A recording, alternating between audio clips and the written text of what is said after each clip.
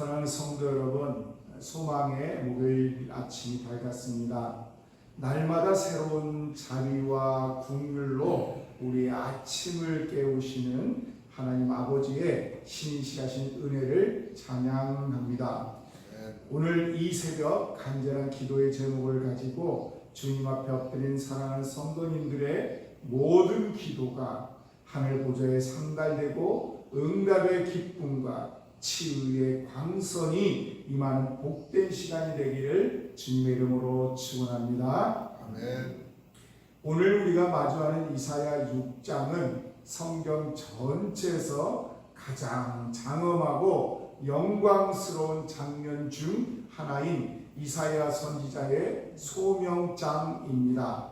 이 깊은 은혜의 말씀 속으로 들어가기 전 우리는 먼저 이사야가 환상을 보았던 그 시기의 역사적 배경, 삶의 자리를 이해할 필요가 있습니다.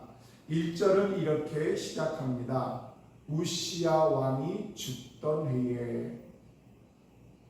우시야 왕의 죽음은 당시 유다 나라 전체에 말로 다 할 수 없는 엄청난 충격과 깊은 절망, 그리고 미래에 대한 극심한 불안감을 가져온 사건이었습니다.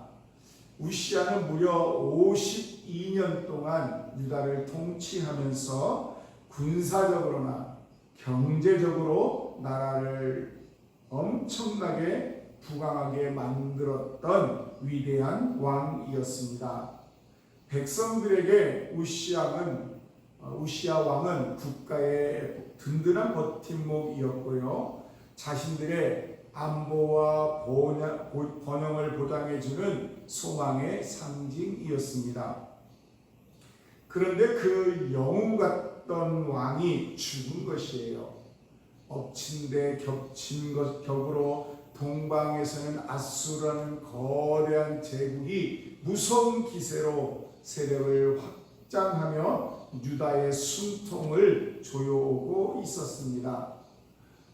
든든했던 왕은 사라졌고 국가는 위기에 처했습니다.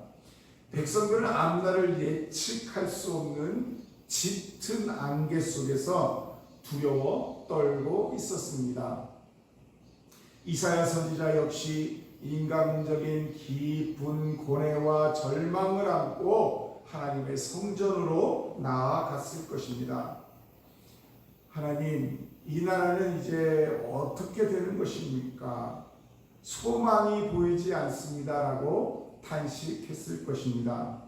바로 그 절망의 순간 인간의 왕이 사라져 버린 바로 그 밤에 이사야의 눈이 열려서 영광스러운 영적 현실을 목도하게 됩니다. 1절 하반절을 보면은 내가 본즉 주께서 높이 들린 보좌에 앉으셨는데 그의 옷자락은 성전에 가득하였고 라고 했습니다.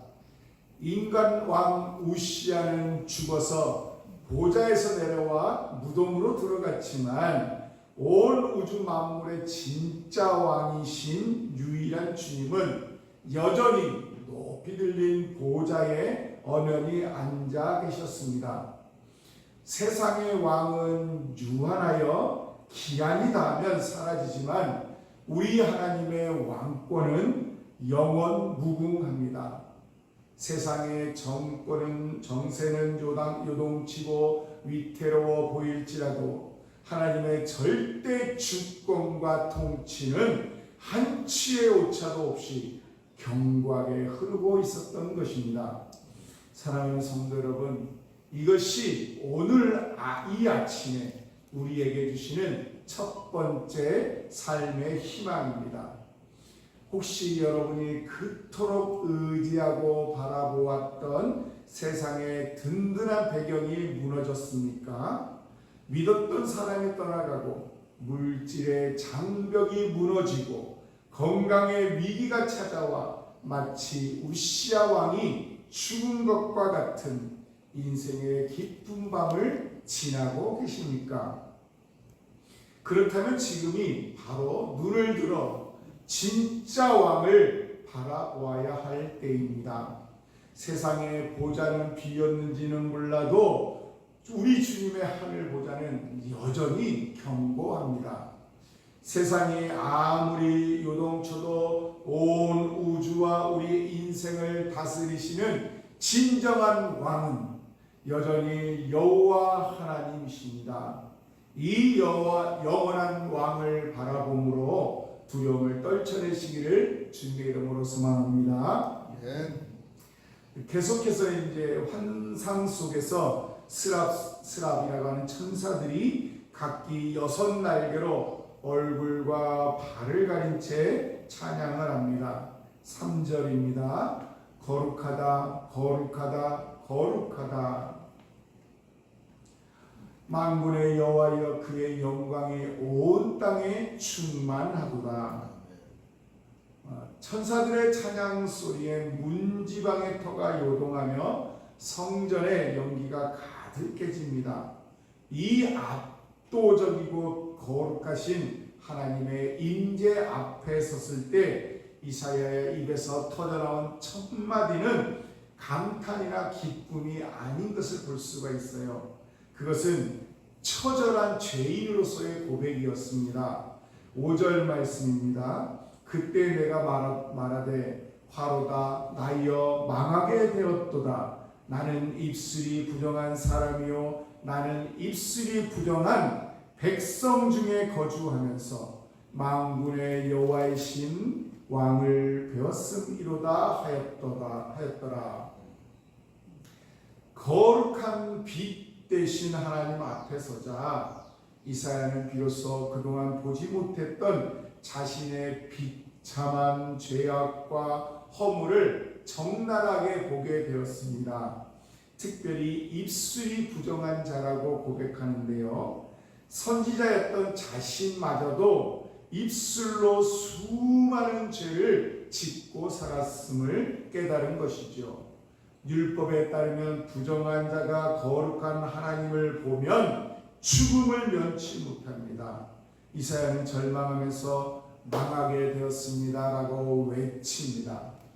그러나 우리 하나님은 죄를 정죄하여 멸망시키시는 분이 아니라 은혜로 살리시는 분임을 믿으시길 바랍니다.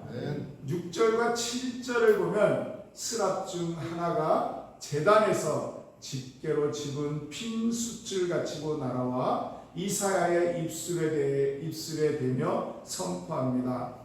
보라 이것이 내 입에 닿았으니 내 죄악이 제하여졌고 내 죄가 사하여졌느니라. 이 핀 숫은 장차 예수 그리스도께서 십자가에서 흘리신 보혈의 대속전 은혜를 예표합니다.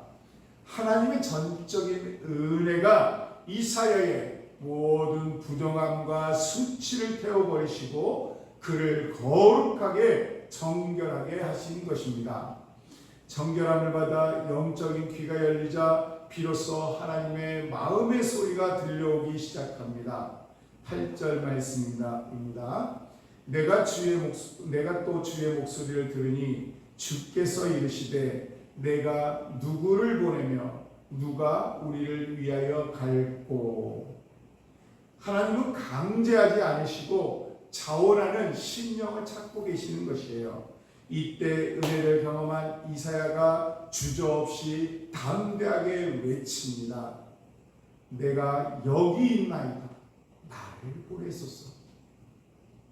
하나님이 이사야에게 맡기신 사명은 결코 영광스럽거나 화려한 길이 아니었습니다. 9절 이하에 나오듯 백성들에게 말씀을 전해도 그들이 듣기는 들어도 깨닫지 못하고 보기는 보아도 알지 못하며 성읍들은 황폐해지고 토지들은 황무지가 될 때까지 심판의 메시지를 전해야 하는 눈물과 고독의 사역이었습니다. 낙심할 수밖에 없는 사역이었습니다. 그러나 하나님은 절망 속에 있는 이사야에게 마지막 13절에서 위대한 약속과 희망의 구루터기를 보여주십니다. 밤나무와 상수리나무가 배임을 당하여도 그 구루터기는 남아있는 것 같이 거룩한 씨가 이 땅의 구루터기니라. 나무가 베어지면 다 끝난 것 같으나 땅속에 박혀있는 구루터기에서 다시 새순이 돋아나 마침내 거대한 숲을 이루게 될 것이라는 소망의 말씀입니다. 그 구루터기가 바로 거룩한 씨, 즉 오직 하나님만을 바라는 남은 자들이요, 궁극적으로는 이 땅의 유일한 구원자 되신 예수 그리스도이십니다. 사랑하는 성도 여러분, 오늘 우리는 사명의 자리로 부름을 받았습니다. 가정에서, 직장에서, 일터에서 믿음을 지키며 살아가는 삶이 때로는 배임을 당한 나무처럼 황폐해 보이고 아무런 열매가 없는 것처럼 느껴져 낙심이 찾아올 때가 있습니다. 그러나 기억하시기를 바랍니다. 주님은 오늘 이 새벽 예배하고 기도하는 여러분을 이 어두운 시대에 거룩한 구루터기로 부르셨습니다. 세상이 아무리 타락하고 소망이 없어 보여도 하나님의 거룩한 씨를 품은 구루터기 한 사람이 깨어 기도하면 그곳에서부터 다시 생명의 역사가 시작됩니다. 오늘 아침 눈을 들어 보좌에 앉으신 영원한 왕 주님을 신뢰하시기를 바랍니다. 나를 씻기신 십자가의 은혜를 기억하며 주님, 내가 여기 있사오니 오늘 나의 가정과 일터에서 나를 사용하여 주옵소서라고 믿음으로 고백하며 나아가시기를 바랍니다.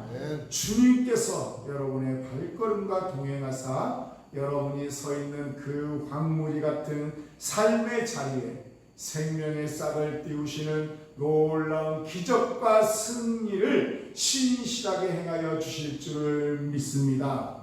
이 확신을 가지고 담대하게 나아가는 영광스러운 목요일 하루가 되시기를 주님의 이름으로 간절히 축원합니다.